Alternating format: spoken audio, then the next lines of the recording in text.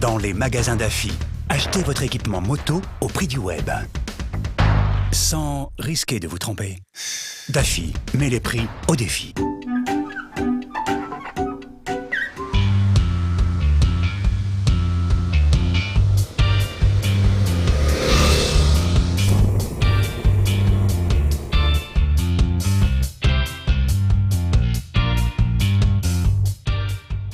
Bonjour à toutes et à tous, ravi de vous retrouver pour cette nouvelle édition de Déo et Débat, notre émission où on discute de moto avec Maya Camus ici présente, qui est déjà en train de se marrer parce qu'elle sait qu'elle va essayer de me... mais elle va pas y arriver. Tu vas pas y arriver? Non, si. Non, comme d'hab. On se retrouve aujourd'hui pour parler donc de cette presque ancienne maintenant MT-07 de Yamaha qui va devoir maintenant affronter la SV650 de nouvelle génération. New Age. De Suzuki. Voilà. Et alors la première chose qu'on peut en dire, c'est déjà qu'on est assez surpris, il faut bien le reconnaître, d'être sans cesse interpellé par des gens qui viennent nous voir et on vous en remercie d'ailleurs, on vous en remerciera jamais assez pour nous parler de cette moto et nous dire à quel point vous la trouvez jolie. Et c'est vrai que moi je la trouve plutôt pas mal. Bah écoute, moi j'étais un petit peu surprise, de nombreux journalistes aussi étaient un petit peu déçus, on va dire, par le physique. On va dire old school de cette nouvelle SV, mais finalement, dans la rue, chez les motards lambda, elle a un succès fou. Voilà. Elle rappelle l'ancienne SV des années 2000. Je vais te livrer mon analyse sur la situation, n'est-ce Très pas? pertinente. Ici, effectivement, on a une moto qui est très actuelle et pourtant elle a déjà 2 ans, mais elle garde, à mon avis, un design qui est très actuel, qui est très Street Fighter, etc. Et là, on a une moto qui joue pas la carte du vintage, contrairement à d'autres, mais qui est quelque part un peu vintage. Intrinsèquement vintage. Et pour le coup, c'est vrai, tubulure apparente, phare rond, chrome, on n'est pas dans la ressucée de ce qui se passe. Ils ont repris un design qui était un petit peu de l'époque. Le côté brut aussi, tu vois. Ouais. Côté brut du roadster. C'est une moto essentielle, on va dire. Très simple. Mais quand même réactualisée puisqu'elle a un écran numérique maintenant qui vient de la GSX-S 1000, son feu arrière de la GSX-R 750. Bon, les gars dans la rue, ils se rappellent le feu arrière de l'ancienne SV et qui était tout fin comme ça, et qui était super beau, mais bon. Elle plaît comme ça et c'est tant mieux pour Suzuki parce que je pense que du coup ça va être commercialement un succès. Grosse différence aussi, alors c'est en termes de position de conduite. Là, Street Fighter oblige, on est un petit peu entre le roadster et presque le super motard. On est un petit peu plus près du guidon, le guidon un petit peu plus bas. C'est vrai que le guidon de la Suzuki revient plus vers le pilote. Mais sur la SV, on a les repose-pieds plus en arrière, donc ça garde quand même une position dynamique. D'ailleurs, moi je trouve ça plus pratique parce que quand tu es à l'arrêt au feu, tu poses tes pieds vraiment, tu n'es pas gêné. Là, moi ça me gêne un petit peu les repose-pieds. Ils peuvent être gênants aussi. Parfois, avec ces repose-pieds vraiment à l'aplomb des genoux, on n'a pas trop d'appui, surtout quand on doit attaquer un petit peu. On aime bien avoir ces appuis avec le repose-pied un petit peu en arrière. Pareil, tu vois, au niveau des rétroviseurs, moi je vois moins bien dans ceux de la MT que dans ceux de la SV par exemple. C'est une question de distance par rapport à la main. J'ai plus les coudes présents. Ne mesure pas, tu peux pas te mesurer là. non, je vois moins bien dans les rétros de la MT. Toi, ça t'a pas dérangé? C'est kiff. Ce que j'ai bien aimé sur la SV, il faut bien que je la défende un petit peu quand même, c'est un nouveau système d'assistance au démarrage. Alors, c'est un truc pour les débutants, ça. C'est pour ça que t'aimes bien. Ouais, c'est pour ça que j'aime bien. Juste au moment où vous relâchez l'embrayage, à bas régime et sur tous les rapports, en fait, le régime remonte automatiquement, ce qui vous empêche de caler. Et ça, c'est vraiment agréable en ville et puis c'est bien pour les débutants, en effet. Et en fait, c'est bien tout le temps parce que moi, j'ai même constaté hier en duo, par exemple, que ça rendait les choses nettement plus faciles sur les passages de rapports, non pas pour passer les rapports, mais pour supporter le passage des rapports en ce qui concerne le passager. C'est-à-dire que c'est moins brutal.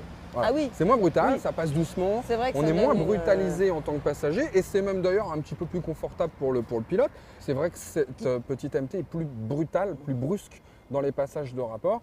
En même temps, elle a aussi un moteur, il faut quand même le reconnaître, qui est un petit peu plus tonique dès le départ, qui a plus de couple. Voilà, c'est tout de suite et on en a tout le temps. Moi, c'est ce que j'adore sur la MT. Je défendais la XSR 700 aussi, tu te souviens, c'est vrai. Scrambler pour ça. C'est que tu as vraiment du couple et de la souplesse. la pêche à tous les régimes. Et c'est vrai qu'il a moins d'inertie, quoi. Il part plus vite que celui de la Suze. Ouais, mais en revanche, je trouve qu'en termes de sonorité, il n'y a pas photo. On l'entend pas et ce qu'on entend est relativement feutré. Ça, c'est pas vraiment à la hauteur, je trouve, des prestations de ce bicylindre. En revanche, là, il est peut-être un petit peu moins expressif réellement. Mais par contre, au niveau sonorité, c'est un régal. On n'a qu'une envie, c'est de prendre des tours. C'est génial. D'ailleurs, il faut la cravacher peut-être un petit peu plus, mais moi, je la trouve super agréable. Il faut la cravacher un tout petit peu plus parce que le couple, il va se chercher un petit peu plus haut, vers les 8000 tours. Au niveau des valeurs de puissance et de couple, elles sont sensiblement la même kiff-kiff. chose. Alors, on va dire 56 kW, 55 76 chevaux, un petit peu plus. Et à peine 75. Ça, c'est pour ceux qui aiment pour bien ceux qui aiment les bien chevaux. les chevaux. Tac, tac, tac, Tagadap. tagadap. Non, mais donc déjà, tu vois, c'est pas là-dessus qu'on aurait pu les vraiment sur les chiffres, on peut pas. En Mais revanche, c'est le caractère. ouais, Parce que, le couple arrive plus tôt sur la MT, donc c'est vrai qu'il est plus joueur. voilà, dès les bas régimes, bas mi-régime. Mais bon, Voilà. du coup, on s'amuse à aller cravacher un petit peu plus la SV. Et puis, on adore la sonorité, comme tu l'as dit, du V-Twin, quoi. Ouais. Parce que c'est le seul roadster aujourd'hui qui propose, roadster de cette catégorie, qui propose un V-Twin.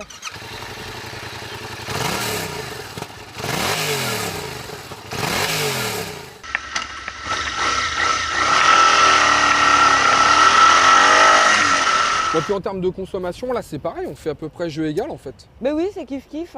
Écoute, 4 litres 5 litres en conduite normale. Et puis si on veut 6 litres envoyer un peu 5, plus, voilà. 6 litres 5 Quand quoi. on est sorti. À peu près 6 litres 5 quoi. C'est ça. Non, ça c'est pas mal. Pourtant c'est vraiment des générations de moteurs différentes. Ah bah non, parce que là, il est quand même tout nouveau. C'est l'ancien qui était sur la Gladius. Et il a été quand même retravaillé. Alors tout nouveau, non, mais il est Euro 4 et puis il a au moins 60 pièces différentes. Donc pour le coup, celui-là, il est un petit peu en retard maintenant. Bah, il est super bien, mais il est un petit peu en retard par rapport à celui-là. Bon, Il faut bien qu'on lui trouve quelque chose quand même. Non, il n'est pas du tout en retard. C'est toujours le meilleur de sa catégorie. D'accord. Et d'ailleurs, le moteur c'est bien, mais enfin, faut freiner de temps en temps. Bah ouais, moi là je freine très bien avec la MT. Je pensais franchement je pensais que tu allais me dire que tu préférais quand même celui de la SD. Non, bah non. Au niveau puissance pure, ça se vaut plus ou moins, mais c'est au niveau du feeling, je trouve qu'il est un petit peu plus mordant à l'attaque. Je trouve plus consistant moi sur la SV, tu vois, c'est marrant. Hein. Et tu vois, alors par contre, il y a un truc qui est clair, c'est que je préfère le frein arrière de la MT. Il bloque moins vite l'ABS. Bah, celui de la SV, c'est vrai qu'il est bien efficace aussi. Ouais, sauf que elle a des pneus, c'est des pneus d'ancienne génération. Là, ça commence à se voir. Hein. Ça commence à se voir. On est tellement habitué maintenant à avoir des pneus récents, qui ont une tenue, un grip incroyable, y compris sur le mouillé. J'ai bien vu hier. Que là, dans la grande courbe, là, t'as pas vu tu vois, il y a des moments où j'ai eu peur. Non, j'ai pas eu peur. Je fais attention, je suis imprudent moi. C'est vrai que sous la pluie, surtout, les pneus, les Dunlop de la Suze. Bon, mais ça change, c'est pas grave. Étonnamment, alors que celle-là, elle est virevoltante parce qu'elle est hyper légère. On va me le dire, c'est à peine 180 kg. 76, ouais. Voilà. Et là, on est à presque 197. 200. Voilà, il y a quand même 20 kg d'écart. C'est pas rien, ça se ressent. On ne peut pas dire le contraire. C'est un jouet.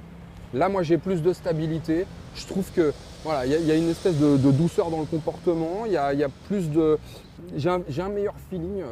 Au niveau stabilité, c'est vrai que sur l'autoroute, on se sent peut-être un petit peu plus rassuré, surtout pour, je vous dis, les novices. Dès qu'on a un peu plus d'expérience, la MT, c'est un régal pour faire joujou avec. C'est vrai que passer un certain cap en termes d'expérience de conduite, on va peut-être plus s'amuser avec la MT. Mais je trouve qu'au départ, et si on s'adresse vraiment à tout le monde, tout le monde, pour aller bosser le matin, pour s'amuser un petit peu le week-end, etc., moi je préfère la Suzuki. Écoute, moi je garderai la Yamaha, c'est pas grave, même si elle a un train avant un petit peu flou et des suspensions chewing-gum. Alors là, il n'y a pas photo sur la suspension. Là, je l'ai réglé au maximum de précontrainte. Celle-là, elle est au minimum. C'est un chewing-gum et là, j'ai une moto qui se tient. Quoi. En revanche, du coup, j'exagère. La Suze, elle est un peu tape-cul. Pas dire de gros mots. Pour autant, la selle là, elle est quand même nettement moins confortable que sur la Suzuki. Elle se rattrape sur la selle. La hauteur de selle un petit peu plus haut. 785 805. Voilà. Mais sur la MT-07, l'arcade est tellement fine que finalement, ça revient un petit peu au même. Et d'ailleurs, moi, sous la selle, je mets un gros bloc disque. Moi, je mets un petit U. Ah, tu vois? Ouais, Donc, mais elle est là, plus encore une facile fois, à replacer. Bah, encore une fois, ça se vaut à peu près. Et d'ailleurs, puisqu'on en parle de ce qui se vaut pas en termes de tarifs, on en est où? Eh ben, c'est à peu près équivalent, figure-toi. Voilà. 6 On va pas pouvoir se 599, 6 699, ABS de série, les deux bien sûr. Elles sont disponibles en version A2, toutes les deux. Si vous voulez en savoir plus sur ces deux motos, on les a essayées évidemment indépendamment l'une de l'autre. Hein. C'est ce qu'on appelle chez nous les essais solo. Pour retrouver ces vidéos, motorlife.tv, c'est exactement là où vous vous trouvez en ce moment, donc ça ne devrait pas être trop dur de retrouver. Pour avoir encore plus d'informations, des fiches techniques, etc., motoservice.com. Voilà, à très bientôt, salut!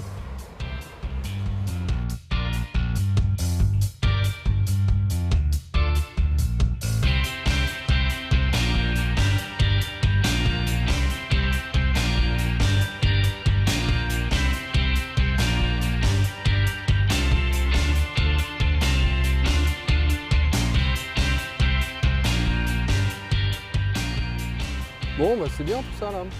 Allez, salut, moi je fais grève maintenant.